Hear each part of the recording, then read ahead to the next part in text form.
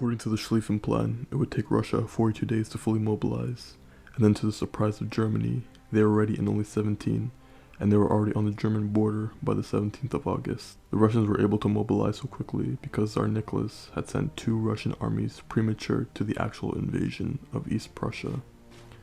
This was a remarkable achievement, initially for Russia, because many of the Russian communication codes were constantly being cracked by German code breakers.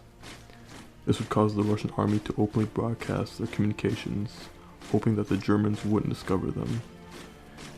The alternative being to supply all the commanders with new code books every time, which simply wasn't feasible due to the number of times the code would have to be changed. So the Russians settled for the former idea, much to the detriment of their men. 3 German armies, along with civilians, were on the retreat from the greatly underestimated Russian onslaught. By the 20th, they were in East Prussia. The 2 attacking Russian armies were controlled by 1st Army Commander Paul von Rennenkampf and 2nd Army Commander Alexander Samsonov, both of whom detested each other and had no intentions of working together, despite leading a joint attack against the lone defending German 8th Army, controlled by Max von Prittwitz. Prittwitz was on the retreat, but German High Command had him sacked and sent in retired General Paul von Hindenburg and his second-in-command Erich Ludendorff. Hindenburg saw that he could use the railway to his advantage, and had the German 8th Army break up into 3 small army corps. One was sent around by railway to the 2nd Russian Army's left flank, which went completely unnoticed by the Russians. The other 2 army corps were sent to contest with the bulk of the 2nd Russian Army in a forest. The remaining German 8th Army spread out to cover the Russian 1st Army just in case they decided to attack again. The 2nd Army began to advance, but Rennenkampf's army stayed put, not advancing with Samsonov's. The Germans knew where to send the corps because they had already decoded much of the Russian plans for the attack, allowing the German 8th Army to get into position before the Russians could. Samsonov's army met the German corps in a forest.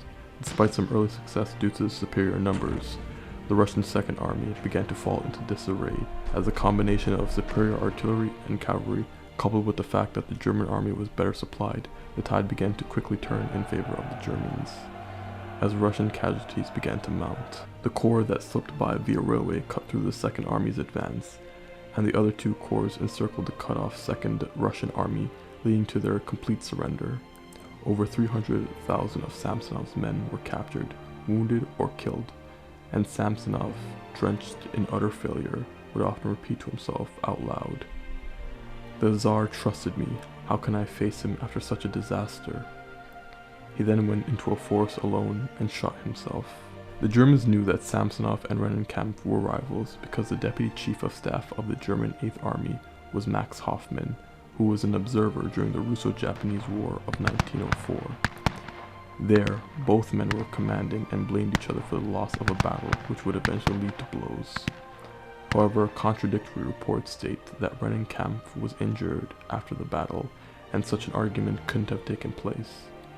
Max Hoffmann also had a lot of influence over the planning of the Tannenberg battle, and the idea that the 2 Russian armies wouldn't work together because of a petty rivalry, therefore plan an attack around that concept, is an idea that has a lot of weight, but it's more likely that Hoffmann knew that because of the huge space between the Russian armies, it would be unlikely that they would be able to support each other in time, and communication between army units at this time was very poor, especially for the Russians, who were behind Germany in terms of industrialization. Although this was the greatest victory the Germans would have under their belt in the entirety of the war, and propelled Paul von Hindenburg to celebrity status in Germany, this battle worked as a great propaganda piece to get more young men to throw away their lives in this war.